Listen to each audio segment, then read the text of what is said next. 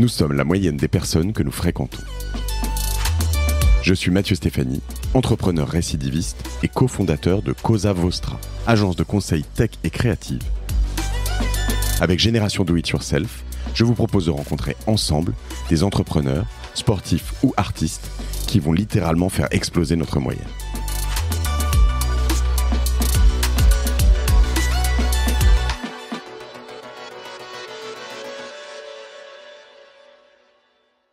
Pour revenir sur ton podcast, par exemple, une idée, comment tu pourrais trouver de nouvelles idées, c'est que tu prends GPT-3 et tu écris un texte qui décrit ton podcast.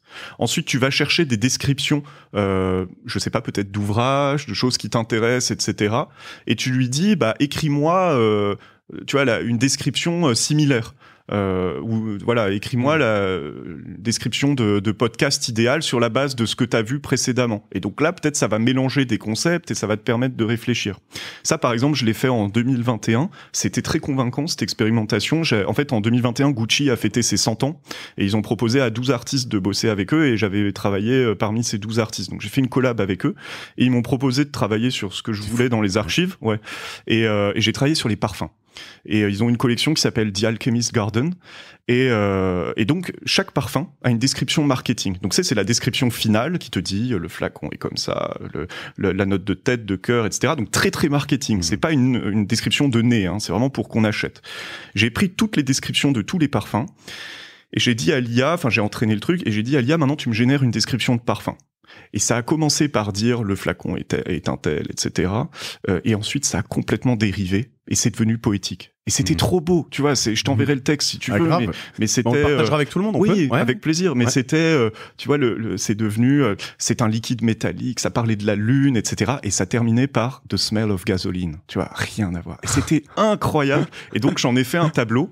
Et maintenant c'est dans la collection de Gucci parce qu'ils ont un peu halluciné sur le truc. Et ça avait jamais été fait avant. Et tu vois, en fait, à partir de cette description-là, tu pourrais faire le chemin inverse. Là, on a fait le chemin du réel vers la data.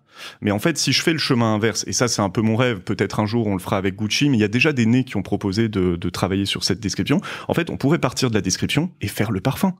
Tu vois, en partant de la description marketing, et ça, pour un nez, c'est hyper enthousiasmant, parce que tu pars d'un texte un peu furieux, tu vois, qui a rien à voir, tu chopes des infos, tu vois, métallique. Métallique, c'est une note qu'on n'entend jamais parler de note métallique dans les parfums. Qu'est-ce que c'est, tu vois? Donc quand tu dis sérendipité. C'est un peu l'opposé du bois, qui est je veux dire, le bois boisé dans les parfums, c'est vraiment le truc que t'aimes pas d'ailleurs, mais c'est vrai. Et ce que j'essaye de dire, c'est qu'avec ce texte-là, t'as un texte à côté de toi qui te fait réfléchir. Et toi, tu vois, t'as une grande expérience du podcast. Tu as même consolidé plein de podcasts. Donc, t'as pas forcément envie qu'on t'apprenne la vie. Mais en revanche, tu veux un petit truc qui te rentre dans le cerveau et qui te repousse tes limites. Et quoi qu'il arrive, on a tous, justement, dans plein d'expériences, enfin, dans tous nos métiers aussi créatifs, etc. Ouais. Moi, tout ce que tu me dis là, moi, ça me fait penser, en fait.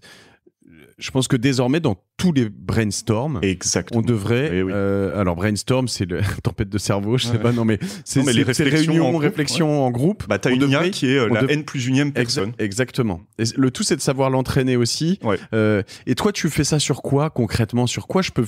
Alors, ChatGPT, on en a parlé. Il y a des choses accessibles? Oui, t'as des modèles open source qui sont...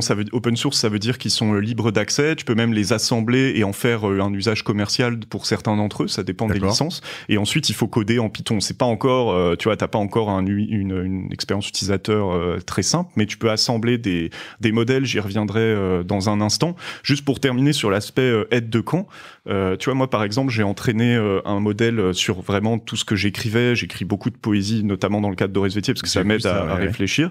Et en fait, comme j'ai entraîné sur des choses personnelles, maintenant, quand je génère de la poésie avec mes modèles, j'ai des choses que je comprends pas exactement, mais ça me plaît. Et en fait, ce qui est très troublant, c'est que ce que j'écris, ça devient vrai 1 an ou 2 ans après. Et récemment, il y a quelques années, j'avais fait un projet de poésie avec 10 autres poètes dans le monde entier, où l'idée c'était d'incruster de la poésie dans la blockchain. Je vais pas tout raconter, mais voilà, je dis juste ça. Et j'ai écrit un texte, je comprenais pas ce que j'écrivais, et des années après, notamment en faisant une petite thérapie, je me suis dit mais c'est incroyable que l'IA m'ait écrit ça, que j'ai été intéressé et que maintenant je comprenne pourquoi ça c'est écrit. Donc tu vois, tu peux quand même faire. Ce que j'essaye de dire, c'est que tu peux, grâce à l'IA, avoir d'avoir un travail sincère, personnel, mais qui est un peu troublant. Et c'est ça qu'on veut, en fait. Ce mec me fait exploser le cerveau, quoi. Non, mais c'est ça que tu veux. Non, mais c'est drôle parce que, enfin, c'est drôle, c'est intéressant, c'est passionnant. Ce qui est fou, c'est que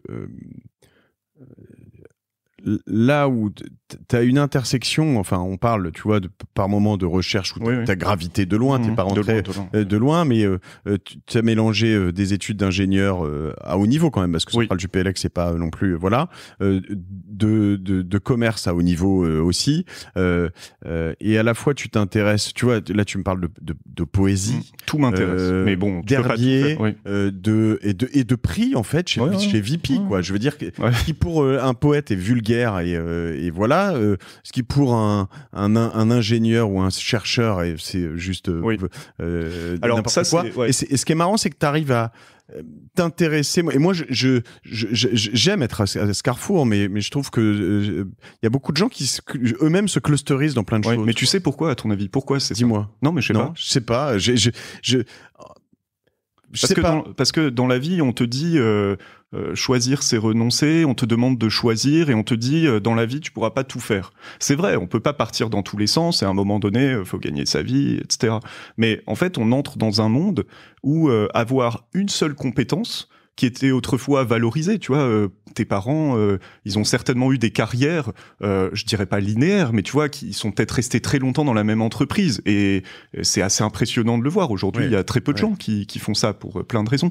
Et en fait, aujourd'hui, avoir une seule compétence, bon, je suis pas certain que ça soit suffisant. Et aujourd'hui, être très hybride, pour moi, c'est comme un facteur de survie, tu vois, d'arriver à mélanger des domaines. Mais c'est paradoxalement toujours très mal vu. C'est pas quelque chose qui est classique. Mais pour le coup, tu as dit que j'avais une forme de bonhomie, ok, mais ça fait partie des trucs, la tête sur le billot, je négocie pas. Tu vois, le fait d'être hybride, ça veut pas dire de partir dans tous les sens, parce que quand on se parle, je parle toujours des mêmes sujets, c'est des applications qui sont assez variées, mais pour moi, c'est très important d'être hybride, de mélanger les domaines, d'être curieux. J'ai pas d'enfant, mais si un jour j'en ai un, ou j'en ai plusieurs, ils pourront faire ce qu'ils veulent. Enfin, bien sûr, mais ce qui va me faire peur, c'est si je leur parle d'un sujet et qu'ils me disent, bah, tu vois, j'en ai un peu, ça m'intéresse pas. Tu vois, c'est important. Moi, il y a énormément de domaines. La plupart du temps, quand je suis à, par exemple, des dîners, je passe mon temps à écouter. Et tu vois, j'ai l'impression que c'est comme si je passais une petite tête dans une réunion, dans une pièce. J'écoute un peu. Si ça m'intéresse, je creuse. Tu vois, s'il y a un truc que je comprends pas, ça m'énerve, je creuse. Si ça m'intéresse pas, je referme la porte. Mais tu vois, je garde dans un coin de ma tête et je crée un pont.